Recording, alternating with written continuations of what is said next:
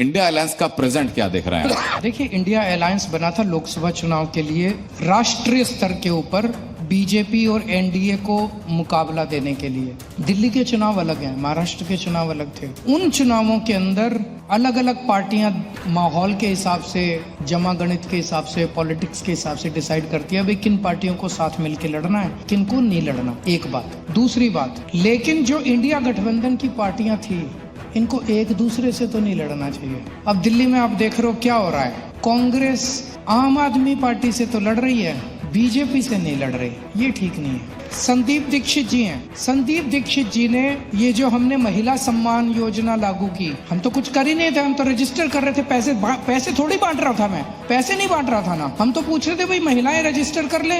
उन्होंने जाके एलजी साहब को शिकायत कर दी हमारे खिलाफ एफआईआर लिखवाने के लिए, भाई केजरीवाल के खिलाफ एफआईआर करो, केजरीवाल को गिरफ्तार करो। बाकी दूसरी पार्टी के नेता पैसे बांट रहे हैं खुलेआम, लाइन लगी पड़ी है उनके घर के सामने पे।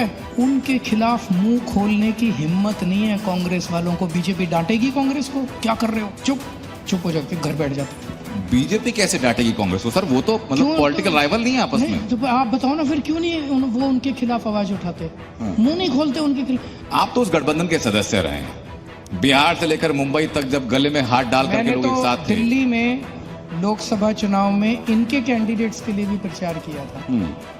तो ये हृदय हरियाणा चुनाव में हम चुनाव तो लड़े थे, कभी मैं कांग्रेस के खिलाफ नहीं बोला। भाई चुनाव तो हम भी लड़े बीजेपी के खिलाफ। ये तो दिल्ली में आके ऐसे लगता है जैसे सुपारी ले रखी है इन्होंने बीजेपी वालों से। ये केवल और केवल हमारे खिलाफ चुनाव लड़ रहे हैं, बीजेपी के खिलाफ नहीं लड़ रहे। बीजेपी और कांग्रेस मिलके गठबंधन के अंदर आम आदमी पार्टी को हराने के लिए दिल्ली में चुनाव लड़ रही है। लेकिन ये देश की, दिल्ली की जनता जो है ना, ये इस अपवित्र गठबंधन को जवाब देगी।